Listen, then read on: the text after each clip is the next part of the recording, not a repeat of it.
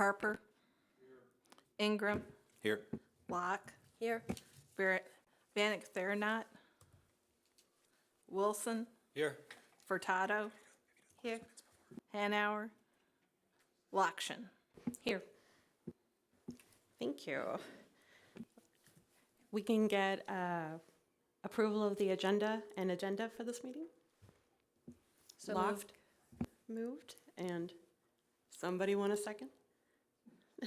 Okay, thank you, Stephanie. All in favor? Aye. I assume you're in favor? Yes. And approval of the minutes from the February 7th meeting? So moved, Ingram. And a second? All right, second, Stan, and all in favor? Thank you. We do have a public participation today from Ron Kester. You have 5 minutes. And you can press the button on the microphone right up there. That'll turn that on for you.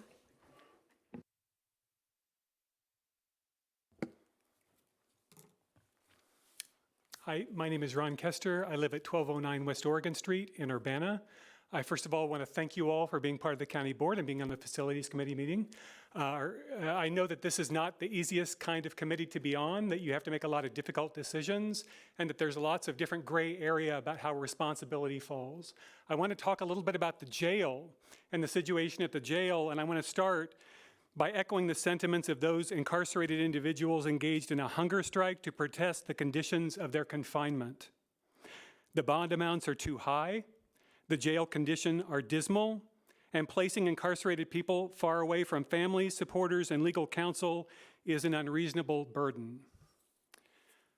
I think that it's important to recognize that when you're in jail or in prison, and I've worked at the county jail as a volunteer for years, and I worked at the prison at Danville for years also as a volunteer with the Education Justice Project. I know from meeting people inside that to protest your terms of confinement is a special kind of courage and a special kind of burden, because you are completely vulnerable under those circumstances. It's not just staff reprisal, it's the fact that everyone around you is looking for an angle to reduce their potential sentence.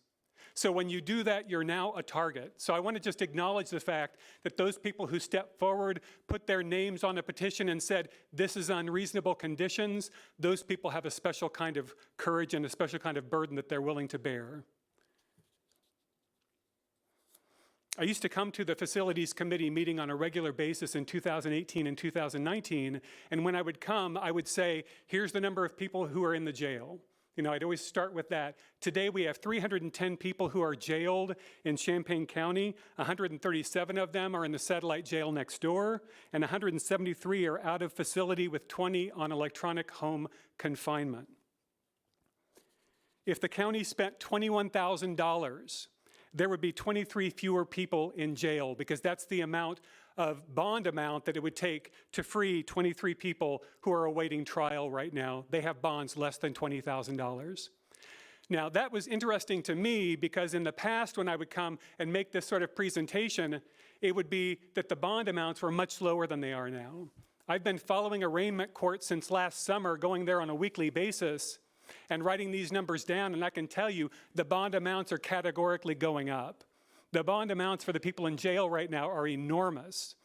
And I know that it's very difficult to get at that kind of situation because nobody wants to walk into arraignment court and tell a judge what to do or look over their shoulder. But it's important to recognize that there are trends related to this with the Pretrial Fairness Act in the Illinois, or in the Supreme Court right now being reviewed. When that takes effect, that arraignment court situation is going to change dramatically, and it seems to me they're getting ready for that change right now. Back in 2019, when I came with these figures, there were fewer than 150 people in the jail. And today there are 310, and that's with historically low unemployment rates and with actually lower arrest rates by Champaign and Urbana police.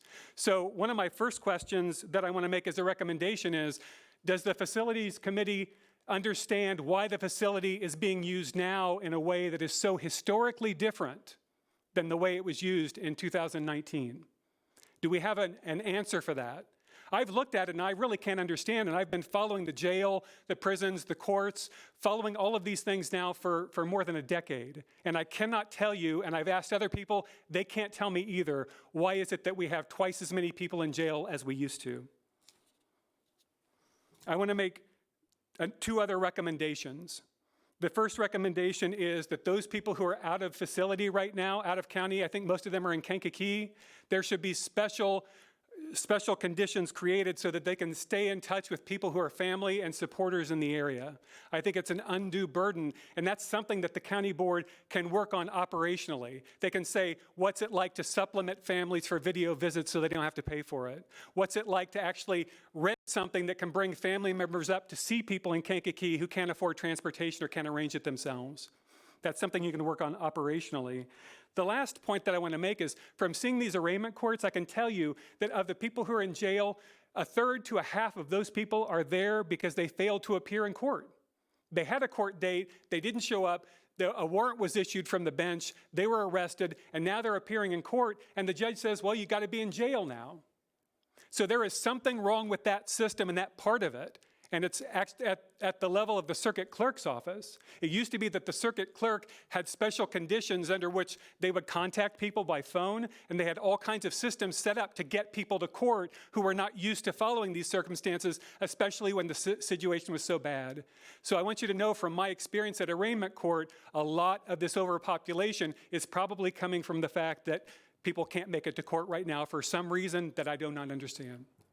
All right, so those are 3 recommendations. I hope you act on it. Thank you. Thank you. Is there any other public participation today? All right, seeing none. Any communications from board members?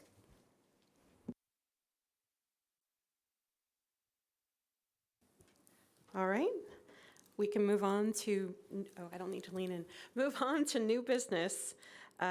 First order of business is an update on ITB 2022-008 County Plaza Renovation Project with Bailey Edward Design. We have Carla Smalley here and Austin Barton.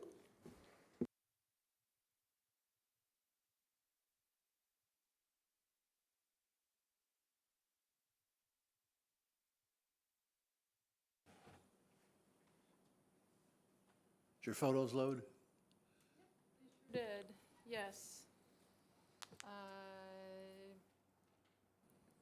There we go. There they go. Yeah, okay, so Uh, we're well underway with the project. We're in Yes. the demo portion of the work right now. We are waiting on a permit from the city of Urbana to hopefully begin on the 20th of the month to start building back out. So for an update, we've got Austin here from Braun Russo, and then Carla from Bailey Edwards. So yeah, photo-wise, this is 5th floor. Demo is 99% complete. We've moved down to 4th floor this week. We should be wrapped up with 4th floor demo by Friday. We'll be on 3rd floor starting on Monday the 13th. And just continuing our demolition down. As you see, our vault demolition progress is going well. As of this afternoon, the vault has been lifted off its resting place and is being shifted to the west for further demolition. So by end of next week, we hope to have that vault on the ground level, ready to be removed from the building. So trash chute's operational, following all OSHA guidelines there as well. Just helping out with the demolition progress if anybody asked what that structure is. So yeah, there's the vault in its condition now. Looks significantly different than it did a It's couple a- weeks ago. A lot less concrete and rebar around it right now, so. Yeah. Is that just the door that's Yeah, in the the wood door, casing there? we protected the front because we're hoping to repurpose it, but the door's covered in plywood right there, and then that steel structure is just part of the overall assembly of the door. We estimated around 350,000 pounds of concrete and rebar have been removed so far, so it was a massive undertaking so far. Cool. Any I other think that questions was- on site progress or demolition? Stephanie? Yeah. Oh, so I have two quick questions or two quick comments. One, and they're both kind of related to the same thing, to the PLA. So I would really, really, really, really like to see the list of subs that include the subs that are actually the MBE and WBE contractors. So my understanding is that last list we got has the subs that are fulfilling those, but they often themselves have subs underneath them, right? Because I know for a fact that some of them on the list that it'll say like 0.7% MBE, but they're not an MBE. So in order for them to be getting that credit, they must be working with somebody that is, right? I want the list of who is actually the people on our CDAP list that is working on this project. And I want it by the cow. I want it by next Tuesday.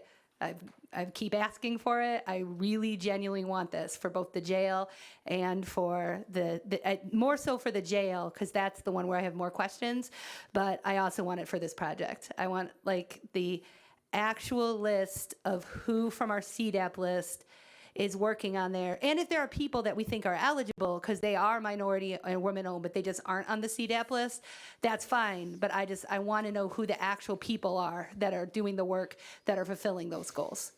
And then secondly, I want to know when, and this might be more of a question for Steve and Dana, can we expect to start getting reports on minority and women labor participation on the job? And in what mechanism are we going to get that? So you don't have to answer that now.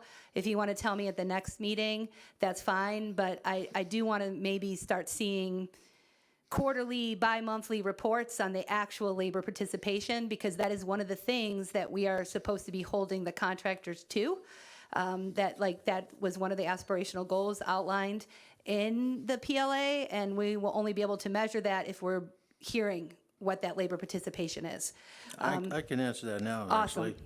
So we've asked both sets of contractors to include that information on their monthly pay applications. So when we receive a pay application, once it's approved by the architects and then given to us for sign off, we will share that at the next facility committee meeting.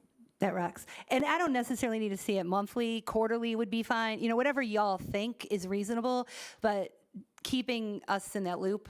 Because, you know, one of the big things we want to assess is how is this working, right? And these two projects are specific on the CDAP list, but I don't want you to think like, this is actually something I want to start seeing from all the elected officials and all the department heads. I want us to have some sort of mechanism by which we see how much we're using that list. I don't want us to buy into some local participation list. You know, I forget what we're paying the city of Champaign to be part of the list, like $5,000, and then nobody uses it. You know what I mean? Like, I want us to actually know, you know, these two projects, we specifically called them out in the project labor agreement, but I have as much curiosity about the rest of county business, but, you know, since we're on facilities and we're talking about these two particular projects, I want to like ramp up my question for these, but don't think it's just directed at y'all. All right, any other questions on County Plaza? Yep. Austin, do you want to go over, and Carla, do you want to talk about the change order? I've given each of the facility committee members a sheet. So some of these are on here listed as pending. There's only been one that's approved so far, which is we've changed the gauge of basically the supports for walls, studs, from 18 to 20. And so we had a savings of $85,000. That actually comes off of the contract. So that reduces the contract by that amount. So you want to speak to the others, guys? Sure. So some of the other ones that you'll be seeing here by the end of the week include, there was an alternate detail identified for floor infills. That was a cost savings of approximately $40,000. It included not having to demo additional square footage and just repair what a 6x6 6x6, yep. opening in the floor. There was also an alteration of the millwork specifications that resulted in a savings of about $55,000. There is a small ad, there was a culvert found that is between the existing building and the drive-through that housed all of the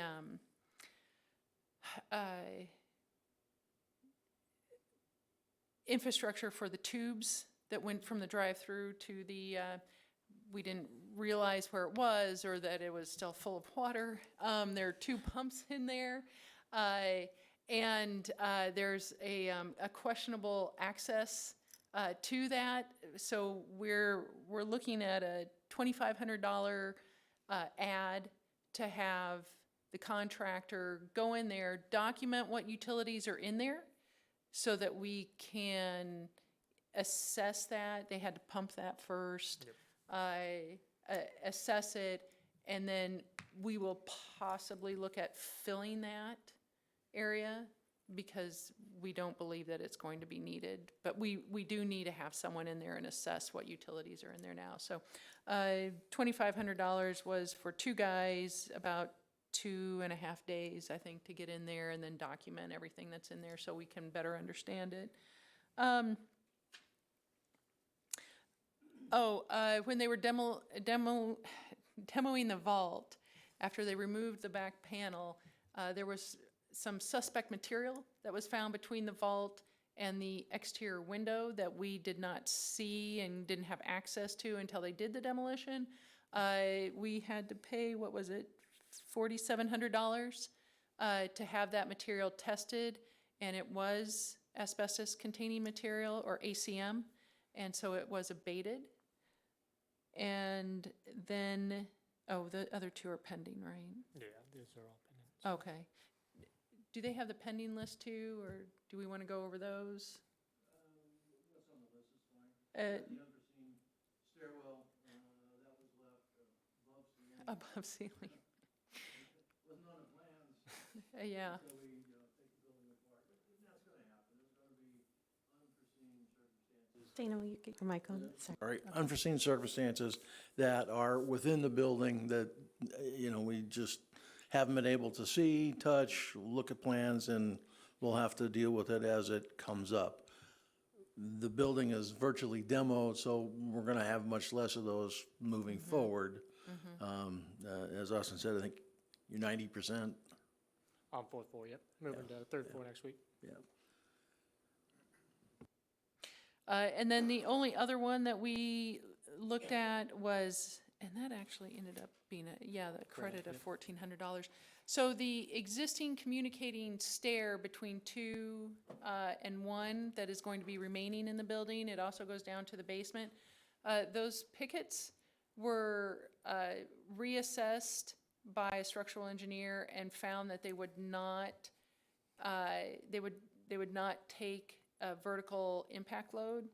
And so we've ended up removing all the pickets and we'll reinstate new pickets there. And it was actually a savings of $1,400 to put new pickets in. And I think that should be it, right? That should be it, yep. Yeah. Good. All right, thank you. Any other questions? Jeff? Hey, thanks for doing that, and thanks for your report tonight. Yep. Austin and Carla, thanks. So I guess really curious, once you figure out what's inside that culvert and whether they're utilities or not, won't you have to figure out what to do with the utilities too? Either abandon them in place, get rid of them, or something like that? They'll likely So there's be probably a- gonna be some other charge, right? There'd Yeah. have to be. There will be. The thing is that there's 2 pumps, one on each end of the culvert. And the reason we found it was underneath carpet, underneath an access panel. And there was a smell emanating. Yeah, that's pretty bad. Yeah, from that area. And the pump had ended up failing and filling full of water. So they were able to reactivate the pump enough to actually see into the culvert and realized what was going on down there. Likely the utilities are not operational since it was full of water to begin with. So we'll make sure that they're not active, they're not pulling electricity from the building, whatever it may be, disconnect them, and then the idea is we would likely fill that whole area. Maybe flowable fill or something. We don't know yet. That'll probably be the best bet. That way you don't have water intrusion, the smell in the future, when that is fully renovated. We think what honestly happened is that there are 11 different electric meters hooked up to that building that we're aware of. The 11th we actually weren't aware of, which was the drive-up, and Ameren, that one never got moved over to the county. That was still with the previous owner. And so without paying the bill, Ameren was kind enough and shut that off, but didn't notify us because they didn't know to notify us. So the pumps on the far side were shut off. We had a pretty good water episode at some point, and there was probably about 4 or 5 feet of water in the basement of the drive-up. And I'm sure it flooded back to the other side, so. Yep. The electric's been turned back on, it's in our name, so we shouldn't have that issue. But what we are interested in for the future is to make sure that, the building doesn't get wet on either side. So whatever we can do to mitigate and ensure that that's taken care of for the future is what needs to be done. So they'll take a look at what their findings are once it's viewed. It's a small hole. Someone will have to actually physically crawl through there and document what's there. And once we do that by video and photos, and between these guys and structure can come up with a plan to make sure that it's taken care of for the future. Stephanie? Thanks for coming with, this much change order in our favor. If you keep that up, you're going to be our very favorite. I was trying to start off on a good note because I got a bunch of value engineering, so it's definitely a first for that. So. All right, any other questions? I think we're good here. Thank you. Thank you. Awesome, thank you. Appreciate it, buddy. Yeah. So, All right. Next up, Carla stays up for the update on ITB 2022-007 County Plaza parking deck renovation. yep, the parking deck. They poured the, and I don't have photos of that one, I apologize. They poured the stair over on the west side, I believe, right the same day that we had our board meeting last month. And they are waiting for some warmer weather to do the coating, and then we'll have bollard installation as well. And then it should be wrapped up.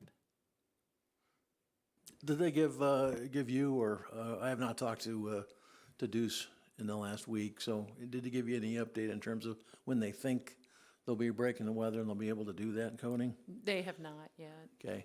They talked to you, Austin? Okay. They started on it today. Ah, perfect. That's the benefit of having someone on site every day. Any questions on parking deck renovation? No, thank you. Carla, thank you. Okay, so we have next up update on ITB 2022-009 satellite jail consolidation with Reef Tech Reed Architecture. This is Chris Beazer.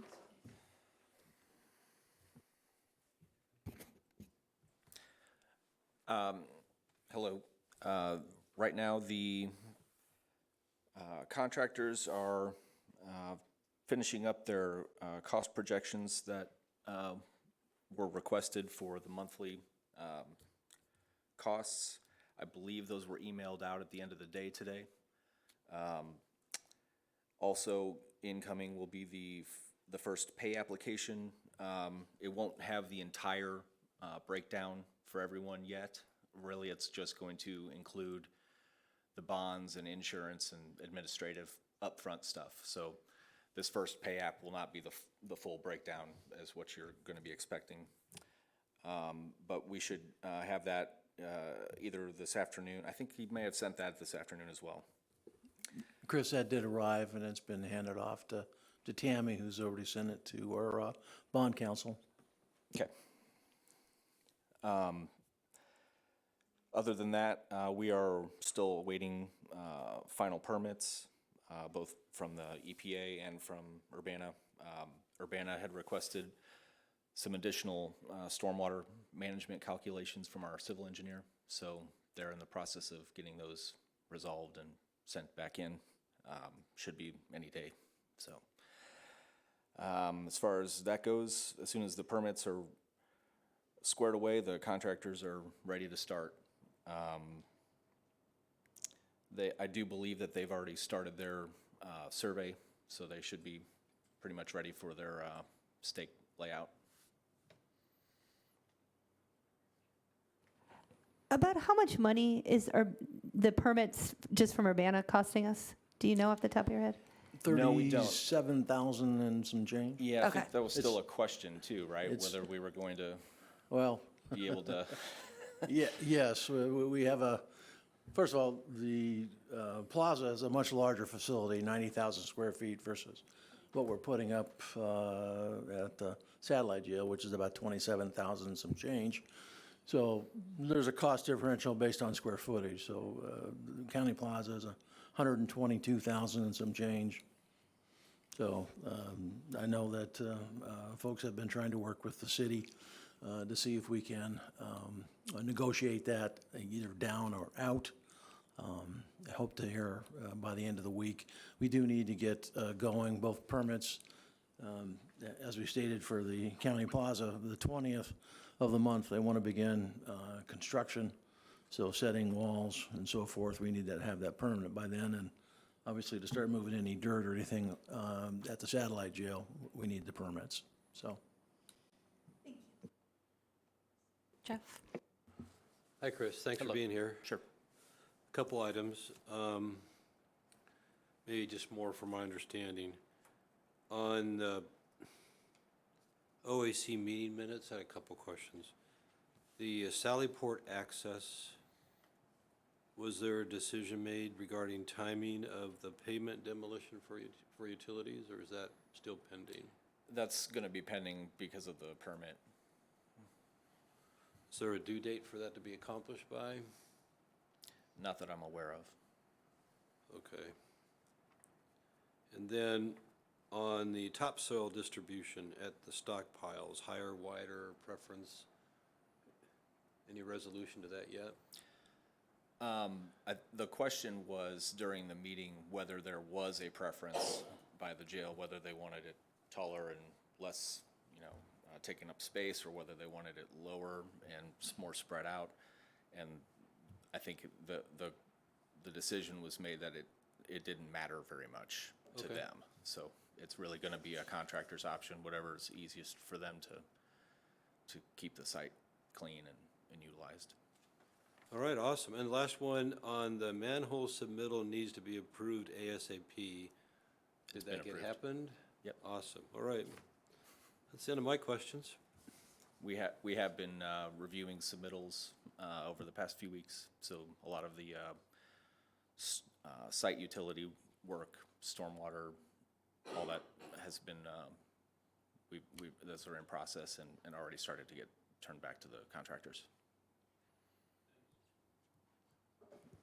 All right, any other questions on jail? Great, thank you so much. Chris, thank you. All right, thanks. All right. Moving on, we have the discussion and approval of the Mental Health Board, Developmental Disabilities Board, proposed 4-year lease agreement for Brookins. Dana's attached that information here, and you want to go through that? Okay, so this is a new 4-year agreement starting April 1st of this year through March 31st of 2027. The differences between the previous year's 4 years and this 4-year contract are obviously the dates, a rental increase, we're moving to $14.61 per square foot. They've got roughly 1,700 and I think it's 55 square feet within Brookins.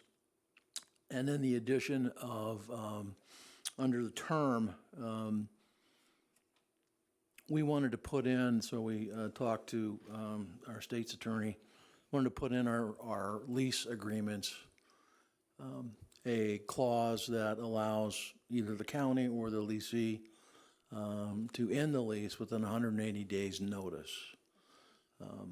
What that does for at least the county is that should there be a change in direction of ownership of a particular building, this allows us to end the lease within 180 days, giving the leasee enough time to take care of business and move on, or vice versa. So we felt that that would be fair if we included both. There's a little angst from both groups, frankly. It kind of surprised them, but we've assured them that they would have plenty of notice if something does happen. I did tell them that there's been no discussion officially at any group meeting, whether it's the county board or the facility committee. So there may be a couple individuals who have had conversations, but that's basically the extent of it so far. So that, in all purposes, is the changes in the lease agreement that they are okay with it. They will sign it pending final approval from the facility committee and the board. Well, I need to check. Do I need to get a motion to approve this before we discuss it further? I think, yes? I'll go ahead and motion to approve. Okay. Second. Okay, so then is there any discussion of what Dana just filled us in on? You said that the per square foot went up to 1461. Do you know what it was before? And I'm assuming it was just tied to CPI like everything else is, the only increase? It is tied to CPI, so it went up 5%. Okay. CPI for last year came in, I think, at like 7.1 or 2%. Cool. I assumed, but just wanted to make sure. But we max it out at 5%. And for future years, again, it's whatever the CPI is, not to exceed 5%. If it goes down below zero, which it can, it stays at that same dollar amount. So that's spelled out within the agreement. Thanks. Stephanie? I appreciate that y'all put that clause in, because wouldn't have been voting for this if that clause wasn't in there. I want to correlate this with something that's coming later on the agenda. If I do my math right, when we get to the 11-year capital asset plan, the schedule repairs for Brookins in the next 11 years top $3 million. So as we think about this circle-based facility that we're sitting in right now, keeping that in mind, I know this is something that Stan has long brought up in this committee, is, you know, one of the jobs of the facilities committee is maybe trying to reduce our facilities footprint. And so I just wanted to throw that out there, that Brookins shows up a lot on that list in the future. So if we're keeping this facility, that's going to be a sizable investment that we would have to make. Stan? My comments will be short. Ditto.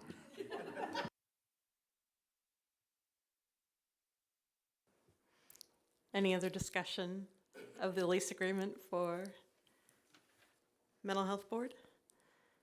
I do appreciate that the 180 days notice goes both ways, so that if they feel like they need to start looking for other space as well, that they have that out. So, all right, so all those in favor of the lease agreement? Aye. Any opposed? All right, that looks like a unanimous passage. And then next up, I'm still on. Discussion and approval of the Attorney General's proposed new 4-year lease agreement for space here at Brookins. Dana, do you want to tell us a quick overview of that one? Okay, Attorney General's got space in Pod 200. They rent 2,595 square feet. Their lease payment for last fiscal year, and they're on the calendar year, So January 1 through December 31st was $18 per square foot. That is probably some of the highest real estate in town. We do cover their utilities. Within that, I have left the rent for this fiscal year at that dollar amount. We will increase in year 2, 3, and 4 by whatever CPI is. This also is a 4-year lease from January 1 of 24 through 27. I think that's right, yeah. That can't be right. 3, 4, 5. Yep, that's right, 4-year lease. Yeah. Yeah, didn't look right, but it is. As I mentioned earlier, they had some angst about the 180 days. I did talk with them pretty extensively. They're a good group. They've been great renters for us here within the building, and I told them that, you know, we would give them plenty of heads-up warning, even when there's just discussion about it. So, yeah, I mean, we're a government agency. We're not, you know, somebody who owns a building and trying to make a buck. We're trying to cover our costs and our expenses, our utilities. So we want to be fair about it. But they like it here, and they would love to stay as long as we're here. All right. Can we get a motion to approve this one before? Okay, Stephanie. Second, Ingram. Okay, second Ingram. Go ahead, Stephanie. And I do appreciate that, and I definitely wouldn't want to, you know, catch anybody short or anything like that. But just so I have a better understanding of the landscape of this building, are these the only 2 lessees, or is there anybody else? We have a number of leases here. So Okay. Urbana Park District, That's right. 5400. Mental health, which we got. Okay. Attorney General, RPC. Yeah. So I guess maybe it would be interesting at some point to kind of see the sum total of the rent. You know what I mean? Like, just so we have a sense of it. Just these 2 folks doing the math on it is just about $300,000 over the lifespan of this lease. So, you know what I mean? Thinking about that in terms of what it would take to keep the building going, I think is an important part of the conversation. Yeah, so that was very helpful because I don't have the full understanding of everybody who's necessarily in this building. It's in the budget on an annual basis, just so you know, as a revenue under leases. So that is all of the leases. We've got 12 from our various facilities besides this building. So it's not an insignificant number by any means, but it will not cover the costs of further investment in this building and the utilities and upkeep. All right, Jeff. Thank you. My question is the difference between this agreement and the previous lease agreement. And I don't know, it has to do maybe with the parties we're having the lease agreement with, maybe that's it. But in this lease agreement, there's not a default clause. And in the previous lease agreement is. Just so you know, I do make notes and turn these over to the state's attorney's office. So I'll certainly ask Matt why that wasn't included in this. Well, I've looked and looked again, but I have a habit of, even though I'm staring at something, I still don't see it. I mean, my wife said, well, it's in the refrigerator. And I go, yeah, I'm going to go look at it. I'm going to look at it. I'm still not seeing it. But then there it is right in front of me. And so when I comb through this a couple times, I'm trying to figure out, okay, where's the default? And not that they would default, but we do put that requirement on the other tenant. And then my other question was, looks like this is subject to state money in order for them to pay their rent. That's correct. And I'm sure the state always pays their bills, but just in this case, let's say they don't. And then we have to wait for them to pay the bill, does the rent accrue while the bill is not being paid? And I was kind of looking for a clause like that. I can tell you that they've paid on a month-to-month basis, on time for a number of years, for all the years that I've been here, and that's 9 so far, so. But it's a good point, so, I just advise you to do, but sure. it just would be, Well, it is it a just makes state, I mean, practical sense and it saves us and also saves them, helps them be accountable. yep. That's the end of my comment. All right, any other questions on the Attorney General's lease agreement? Stephanie? You know, the one thing it does mention in 16 is the Prompt Payment Act, which says that, like, specifically that any late payments and charges have to be paid in accordance with, like, the state's act that I guess is how, oversees how they pay all their bills. So I'm wondering if in some way, shape, or form, that supersedes our ability to spell, you know what I mean? I'm wondering if that particular act is in part answer to your question. Not having any clue what's in that act, but that might be, I'm wondering if that's part of the conversation. Jennifer? So I'm looking at the Prompt Payment Act right now. I figured and you must we be. really would be best suited, this would be a question that would be best directed to Mr. Bannock, in terms of the county complying with this, but it just looks like from my non-practicing attorney mind right now, it would appear that we can't place any other conditions upon the state other than what this act requires.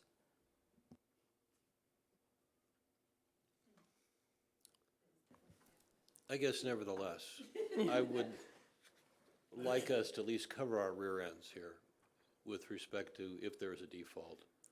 So I guess that, Or yeah. I think it's just advisable to us, unless there's a clause in the state, I'm not gonna pay you no matter what clause, the default doesn't matter. But I just recommend that. So I'm gonna vote no until that gets changed.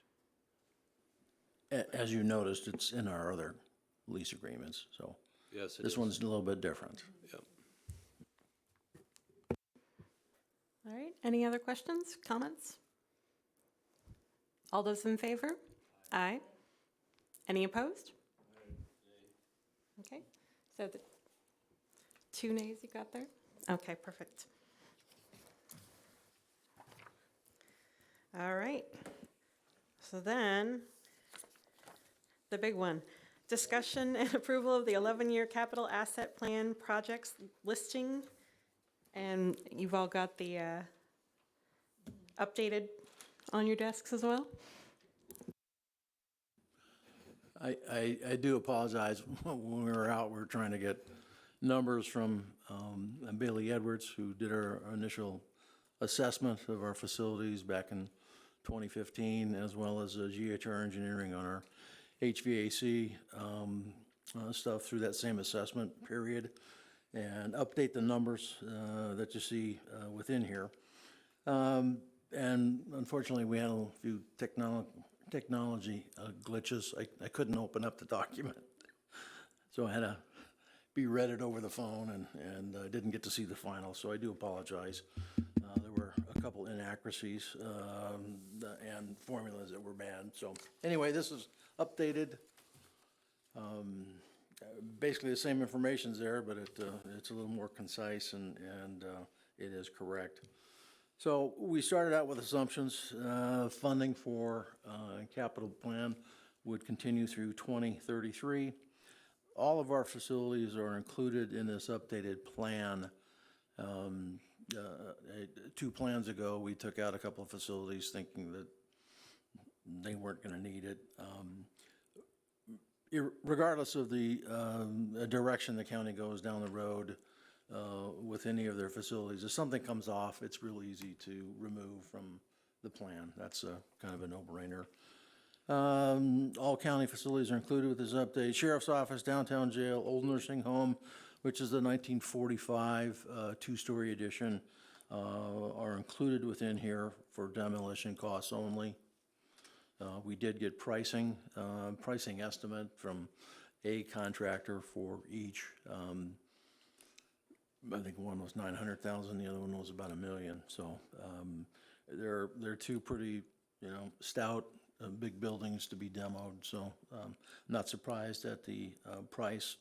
Interiors, paint, carpet are included in this updated plan.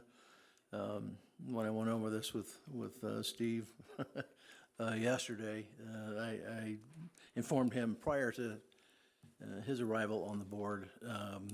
The board did not want us to include painting or carpet replacement within the plan, which never made any sense to me, but it should be lower down on the priority list. We want to make sure, and I've certainly included that within our priorities. It's basically the last one. First priority is always building envelopes. That's rough exterior skins, windows, et cetera. That's, tuck pointing. That's replacing the caulking at windows, joints, et cetera. Second priority would be building mechanicals, replacing with higher efficiency equipment, updating the BAS systems, which need to be updated every once in a while, and in some instances, actually putting them in buildings like we are currently at Satellite Jail. HVAC project that was just concluded brought them into the building, and we'll be adding them with the current jail consolidation project. Third priority is building mechanical controls. Fourth is our business emergency continuation plan. What is that from a facility? That means generators. We've got several buildings that are 24-hour, 365-day operation. Those buildings have to be totally on generator. Certainly to protect the inmates, the guests that we house, both at Satellite Jail, JDC, but Metcat is a 24-hour, 365 building. We also need generators for our other facilities. This building has one. It's a partial. It's all that we could afford at the time. What we learned back about 8 years ago was there was a power outage the night of election, and no power in the building. Kind of hard to run the election and have no power here. So we did put a system in here that incorporated certainly the clerk's offices, this room, IT services to make sure that our IT system was up and running, not only for election night, but for the sheriff and street officers who are working 24/7, 365. So, and then fifth priority would be parking lots, roads, sidewalks, et cetera, maintaining those for both our public guests as well as staff coming in and out, and protecting our sidewalks to make sure that folks can traverse those to different buildings, take a stroll on a walk in a safe manner, and not have trip hazards. And then the sixth priority would be painting, carpeting, interiors, basically. So, questions with priorities? Okay. We've listed each of the years, 11 of them. We've listed the proposed capital investment in each of those years. The center category is basically, it's either insurance. There is no insurance for replacement of anything at this point. So right now, it's basically capital from county highway. And it's not, their capital dollars are not merged or kept with ours. So our Tammy would appreciate and appreciates and wants these to be held separately.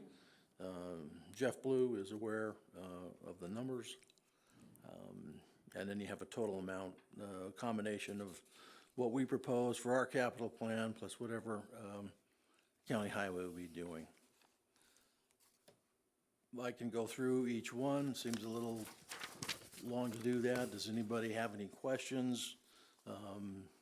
We've tried to hit, besides our priorities, we've tried to hit the stuff that really needs to be done up front. We did not preload a whole bunch of things in 2023 other than one of the surprises that we've had with our construction work that's been going on. Part of the agreement with Braun Russo was that we would have one elevator available to them. It's the largest one on the north end. And they failed, unfortunately. We knew that they're, the 1980 edition traction elevators, the equipment's not in the best shape. We were planning on putting about $30,000 per elevator to change out some of the parts and pieces. Add about another $10,000 for each elevator for new trailing cables so we can put cameras and better communication within each of the cars. But we don't feel comfortable that that is going to do it. We do have a proposal coming from our contracted service provider, which is Otis, for about $300,000 per elevator, plus engineering costs. So you're looking at about $1 million based upon their estimate. I'm not saying we're going to go with Otis because we have to bid it out to begin with. But I do think that in order for us to move forward, and if we're going to move into the building, both the public and the staff have got to have elevators that get us up and down the floors. And I don't have a strong confidence that that's going to do it without moving forward with the larger expense. In the last month, the elevators have been down probably 3/4 of the time. I mean, we literally just got all three working again last Friday, for the first time in months. It's only been one or two, and from day to day, they take turns and shutting down. So it's something that we have to do. So we've included it within this year. We tried not to do a whole lot for this coming year, just because, frankly, we're buried with all of the work that's going on. It's pretty significant. So, but other than that, if anybody's got any questions from year to year, or questions about various parts, as Stephanie pointed out, there's about $3 million worth of work approximately for here Brookins for the future. We've done a lot of work here. The roof's been replaced on all 4 buildings. Building needs to be tuck pointed. The window caulking needs to be changed out. Those are just things you do, every 8 to 12 years on an annual basis. You don't replace all of it, but you certainly, in terms of tuck pointing, you go through the building and replace the bad areas. We've got probably 4 or 5 HVAC units that need to be replaced. We got 2 multiple zones that are original to the building, which goes back, into the late 60s. They're kind of a mess, but there's a significant amount of work that needs to be done for this building, let alone the carpeting and painting that needs to go on. So, questions? I was going to say, I did notice that the first 6-figure Brookins listing isn't until fiscal year 27. So that should hopefully ease some of the fears that those costs will be rising. So that was the exterior masonry was $450,000, and so. Sorry. Oh, Beth, I thought sorry, I saw your hand first. Okay. So given that the elevators seem to be on their last legs, what would it be to replace them altogether versus just kind of keep nursing them along? Sorry, that's the $300,000 per elevator. We're actually would save the cars because the cars are in fine shape, but that's replacing all the mechanical equipment, which is located upstairs in what we call the penthouses, or it's a mechanical room on the roof, which also is slated to get air conditioning because they're not air conditioned at this point. So that equipment sits in there during the summer, and we tracked it at about 150 to 160 degrees inside the room this past summer. We brought in fans. Fortunately, we only had one group there till the end of or middle part of June, and then it was just our own staff doing things within the building, so, but, yeah, it's an expense. So refurbished means gut and rehab, then, is what I'm hearing. It's not. I said, so refurbish is gut and rehab. We're not like, yeah, okay. Jeff? Thanks for putting this together, Dana. The, one question about priorities, just from my understanding. On priority number 4, I just said I agree with the priorities, but now I'm rethinking my thoughts. It's just a thought. So the reason the business emergency continuation is number 4 is because the likelihood of equipment failures is low, is that why?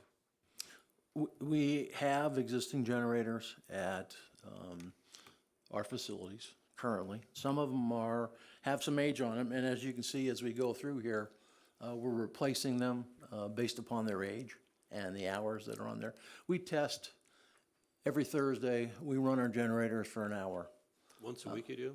Once a week. Oh, okay. Okay, and then we have a full building, if it's a full building or a partial building, we test them once a month. So we'll actually shut them down, shut the electric down, work with the folks inside, and to make sure that they come on and power what they're supposed to power. MetCat in particular, it's a whole building.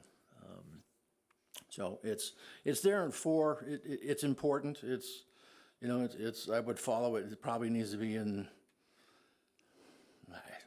tied for 3rd position maybe, but we're not creating, we don't have to put in new generators to a building where they don't exist. So it's just more of a timing thing? Yep. They're serviced annually. We check our batteries. One of the gentlemen that works for us is assigned to it, and frankly, he does a great job. His paper backup is tremendous, and he doesn't mind doing it. And so he's been doing it for about 3 years. It normally went to the newest maintenance employee, but he takes a lot of pride in doing that, does a great job, so he wants to do it, so we allow him to do that. So they're maintained, they're serviced annually, they're inspected annually, so we feel pretty confident that they'll make it until they're replaced. Thanks. And the last item, can you just talk a little bit about the Humane Society 450K? Is that? It's coming up on the agenda. it's on the agenda of Aha, I just didn't see the material for it, but I missed it. Okay, thanks. Stan? For some of you haven't been here as long as I have, and most of you probably think I've been here way too long. But anyway, this all started, I've been here 10+ years. We weren't budgeting hardly anything for repairs. I mean, nothing. Steve could verify that we were down to less than $600,000 a year.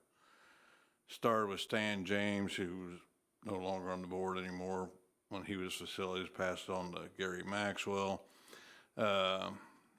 We did the study plan, and you got to remember, when they got done with that plan, it was over $3 million a year they wanted us to spend. That's how much we'd neglected our facilities. And thank goodness for Dana, he's put these 10-year plans together, and we're getting there. And there's flexibility. You can't count on a hailstorm or a generator this year, and you're thinking 3 years from now, but it gives Dana the knowledge that he's got this kind of ability to move forward to keep our buildings up, because we were hurting. 10 years ago, we were really hurting on facilities, so anyway. Yes, Dana's done a tremendous job. When I started here, there was no capital plan. The only dollars we had for facilities was our repair and maintenance funds, and that was about $600,000. Stephanie? That's absolutely mind-blowing to me, and so I appreciate this work a lot, because yeah, just to be a functional entity, you have to have a CIP plan, so thank you for this. 2 quick questions. One, what is a LIBERT unit? I don't know what that is. It's an air conditioning Oh, okay. system. It's over, you're talking about at MetCad? Yeah. Yeah, there's one in the basement, excuse me. that takes care of their IT and communications equipment that's all located in the basement. And then the second one's upstairs, takes care of the call center. And I see that the knocking down the downtown jail and sheriff's is 2026. So that probably means there'd be at least a year, right, when that building would just be empty. Do we have to do any cost to like lock it down or fence it in, or do you know what I mean? Make it so that it's not an attractive nuisance?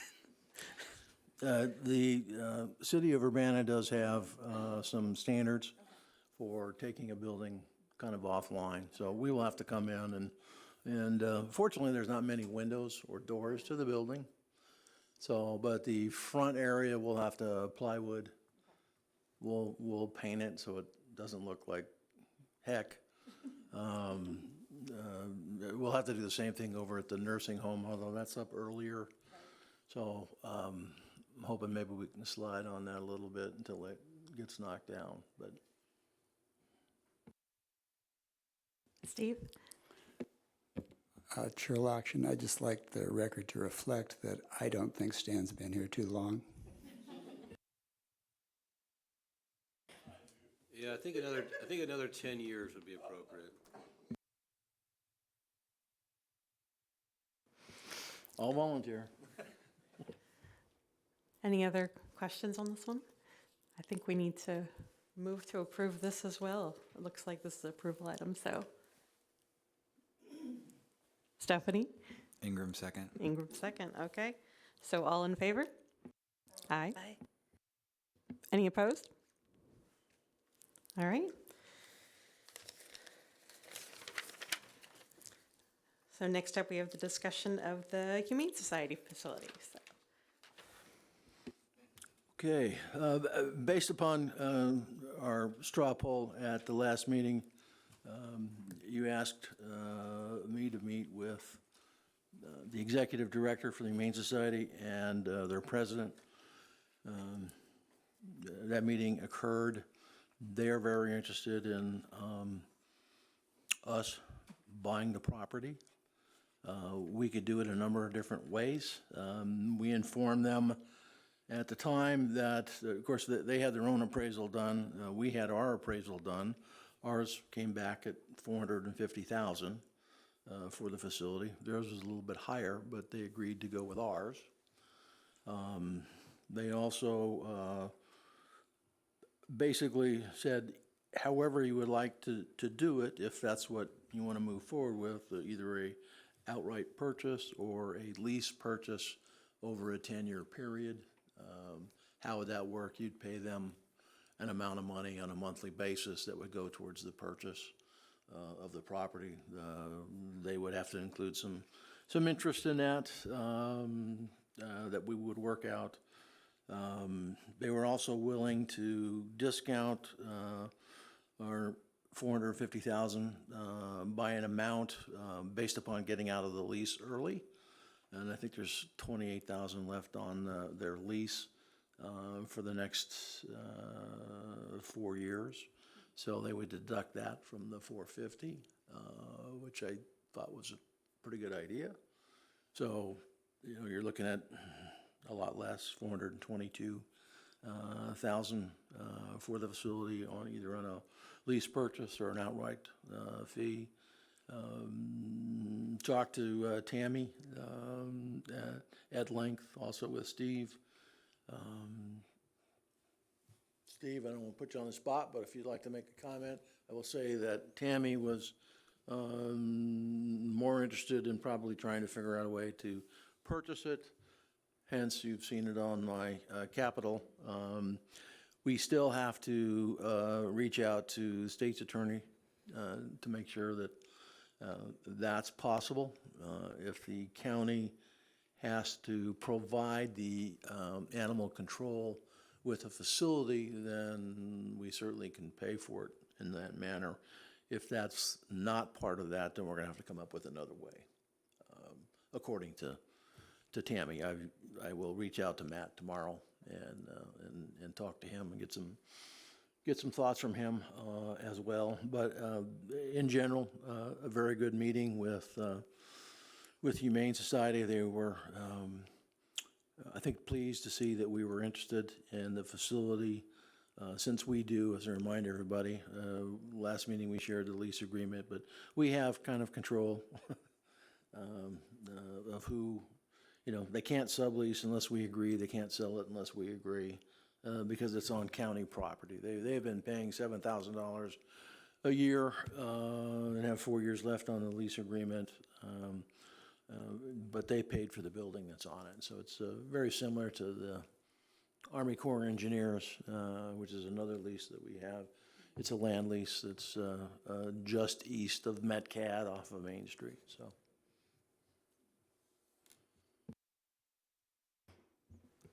I would just say my preference would still be a lease to own, but we can have further discussion with Matt and with Tammy, and we'll take whatever route is advised.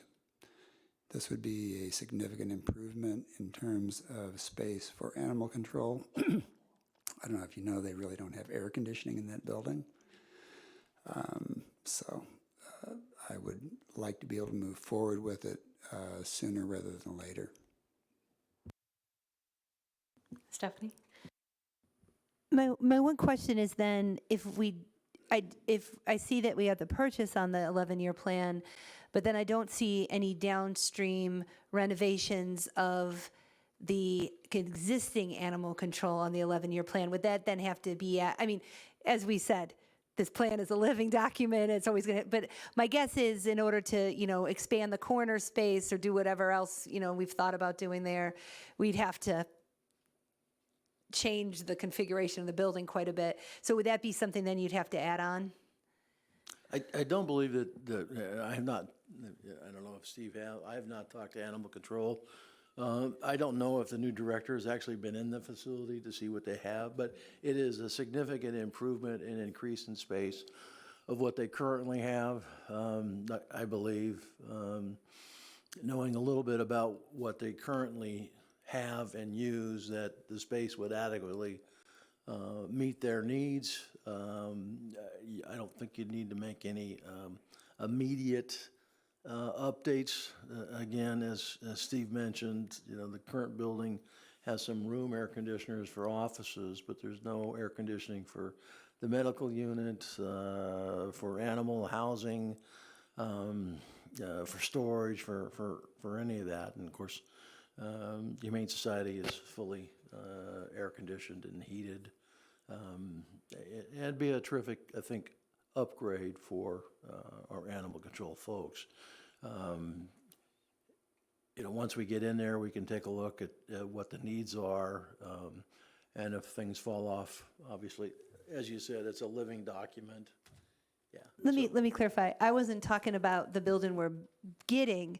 I'm talking about the building animal control be vacating. So retool, I'm confident that the Humane Society building is much better. I'm fully in support of this. I think it's a very good idea. But then we'd also then have to decide what we would be doing with the space that animal control is in. That's the piece that I was talking about, because I'm guessing that would require some level of retooling in order to make it functional for somebody else, right, to use. Yeah, I think I mentioned at the last meeting, two things that are in dire needs of for the county. One is for the coroner's office to be enlarged to house offices for his deputies. He's got a number of people sharing kind of a gang area. They're using the same desk. So he really needs some additional space. He's running out of storage space. But the county's running out of storage space. There's people clamoring for, as the public defender moves out in a year or so, there's a lot of people who, got their hand up, hey, I want some of that space. So it would be a fine building for dry storage. It would be a fine building to add offices to and connect it to the coroner's office. And fairly easy to do since they're located so close together. It's kind of a natural fit, I think. Stan? I can't remember if I understood you right. You're asking the state's attorney to check to see if we need animal control? Oh, I gotta say, if we're not gonna have an animal control, what are we gonna do with that building then? So, okay. Yeah, maybe I didn't say it well enough, but the issue came up is if the county has to provide animal control with space, then you can spend county funds or capital funds for the facility. If the county does not, then we need to look at a different funding mechanism. So that's where the lease purchase is a great way to look at it, so. I'm pretty sure the question about do we have to do animal control came up last year, and Julia Reitz was at the meeting, and she got on the mic and was like, "You have to provide this." Like she was like, "Stop talking about eliminating it." Steve? I did have a brief conversation with Animal Control Director Kellums. He did point out he has visited the facility that Humane Society is currently using. He has identified some things that he thinks need to be changed. I've not yet spoken with Dane about it, and I really don't have a full-fledged list from the director, but I will work on that and will update you as I get information. All right, any other questions for Dana on this one? I think we're good. All right. Bless you. Ooh, so this is a new one for me. We're on to the review of the closed session minutes. Excuse me, I'm coughing now too. Those are over here? Okay.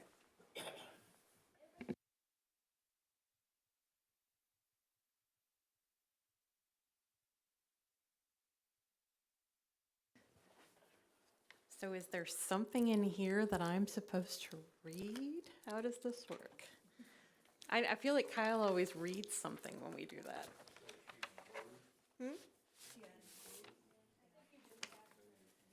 Oh, it's the letter that's in here, yeah.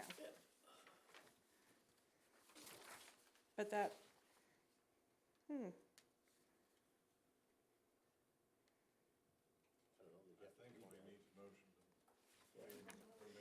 Right, I don't think there's only the reading if we have to enter into the closed session, but we're not, does anybody have anything that they needed to discuss on that? Because then we would need to enter closed session. Okay. Jenny, What? that's me. Oh, hi, sorry. Okay, so on this, if everybody's reviewed them, you have one set of minutes that they are recommending be opened. And you do not have to go into closed session unless somebody wants to. So you would just need someone to make a motion to open the minutes of, what was it, August Okay, so then, 10th or right, we would 3rd or whatever need it was someone- of 2010. Yeah, August 3rd, 2010. And then to keep the others closed, Okay, so. so do we have a motion to open the minutes from August 3rd, 2010, 8:03 PM? So moved, Ingram, Oh, Beth seconds. with the motion to also include that the rest stay closed. Okay. Do you also second? Okay. All in favor? Aye. Any opposed? Okay.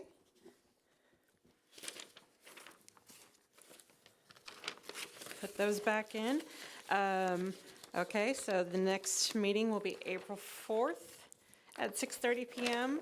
The items to be placed on the consent agenda, I'll deal with that in a second, are 6D, E, and F, and then, no? Yeah, E's not because of. Oh, E's not because there was no, so 6D and F. Do the closed session minutes go on the, no, they don't go on the consent agenda, okay. And then, that would be it. We are adjourned at 7:43 PM. Thank you.